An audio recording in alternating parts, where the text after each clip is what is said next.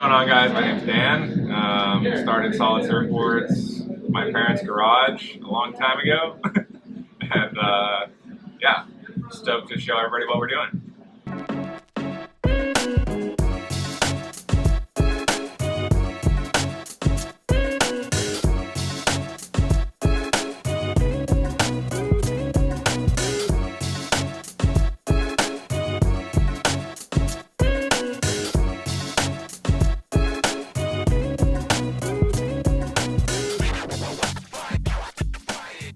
This is our foam room. We're getting this steam blown, 100% recyclable EPS foams used for the cores of our BioFlex boards. So we hot wire all the blanks based on what it's going to be, either something under 610 or under 8 foot or under 10.0, and then based on that we're using a 1/8 inch and 1/4 inch smooth tube bass ply to reinforce the longer boards, and we're using a 1.5 or 2.5 pound density foam. What's rad about this foam is all of the waste from shaping, so like whatever doesn't wind up in the finished board, it can be shredded, compressed, and made into new foam products for either packaging or insulation for houses. So yeah, this is our friend, the robot. Basically, we design the boards. We have files for our customers going back 15 years. So either when you want to change or improve or looking for something slightly different but don't want to derive too far from what you know, we can kind of bring up those old files and we can modify them slightly to get a little bit something different out of what you want to get out of your next board. This basically roughs out the shape on the computer or on the machine and then goes into the shaping room. In here we finish shape everything, we dial in the edges through the nose and tails, we kind of refine the nose and tail thicknesses and outlines. After that it gets a little lightweight slurry and then finally finish sanded after that, so it's ready for painting and fiberglassing. This room has been here for over 20 years. Larry Ritchie, one of South Coast's first shapers, used this exact room. We've barely changed it.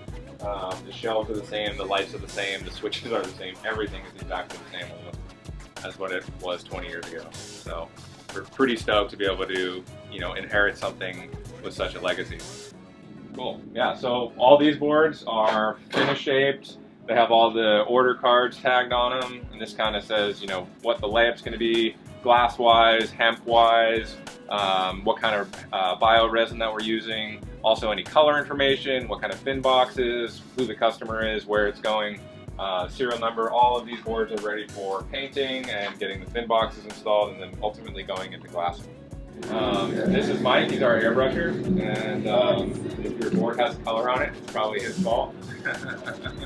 Comes from a long line of surfboard builders. That's right. So what you doing in here? Tell us about. Just doing a rail fade, like a really subtle green to blue.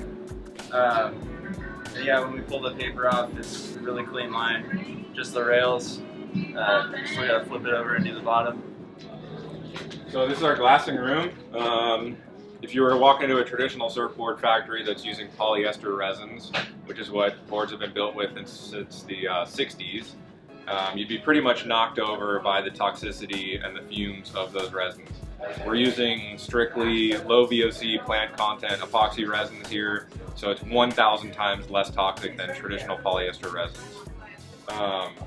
The boards are reinforced with basalt, so it's volcanic rock that's molten and extruded into a fiber. It comes on this tape. It's similar to carbon fiber, but it's twice as flexible. And it takes 600 times less energy to make into a fiber than fiberglass. It also has a natural dampening effect where it removes some of the chatter that some people complain about with epoxies and offers a much more natural, smooth flex and feel in the water. One of the most notable things that we're known for in our constructions is using our organic hemp. So we're using either a 7.5 ounce or 4.5 ounce organic hemp instead of a 6 ounce or 4 ounce fiberglass. Fiberglass is not really that bad in what it's made of. It's made out of broken glass and silica. The issue is it has to be in a molten process for 2 weeks to be purified to a point that it can then be extruded into a fiber. Hemp is simply grown, dried, and woven.